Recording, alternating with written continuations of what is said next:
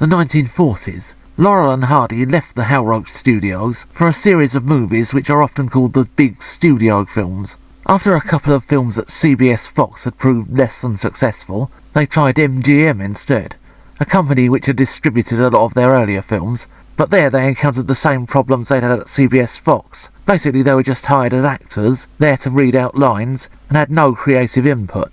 This was despite the fact that Stan Laurel was a comedy innovator and had actually come up with a lot of Laurel and Hardy's best gags in the past.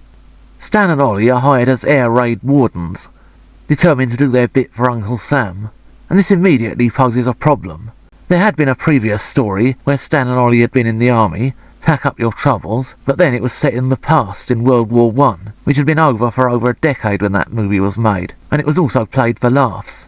Apparently the US Defence Authorities forbade anything which might undermine the US Defence, and so this movie is played for real. There are moments of slapstick, but without Stan Laurel putting in creative input, or at the very least a director who knew what he was doing, these don't come close to the madcap antics of old. There's a slapstick scene where a dog disrupts a meeting, but it just has no sense of pacing or timing. It is nice to see the return of one of Stan and Ollie's foils from the Hal Roach years, in this case Edgar Kennedy. So talk to me about your boring life, about your knitting job, or your overweight wife. But the potential here is wasted on two of the most leaden tit-for-tat exchanges in Stan and Ollie's career. Comic books during the Second World War, such as the Beano and the Dandy, featured their characters battling and overthrowing Nazis, but then it was played for laughs. The Nazi collaborators in this story are played straight, and what's worse, they're the kind of cardboard gangsters which seem to dog the big studio years. There is a scene in which one of the Nazis forces Stan to shoot an apple off Ollie's head.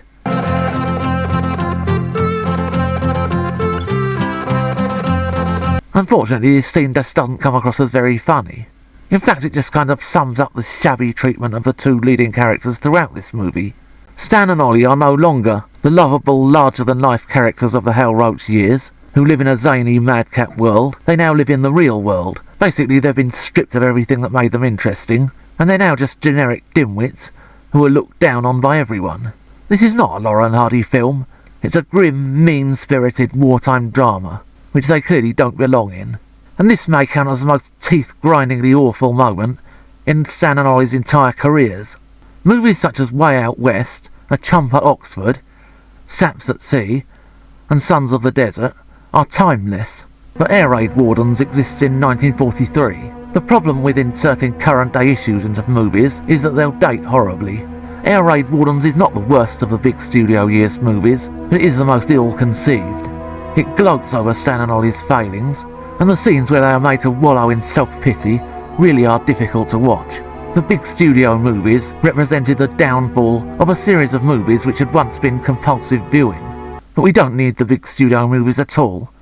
As someone who grew up watching Laurel and Hardy movies, to me, Stan and Ollie will always be the greatest comedy team.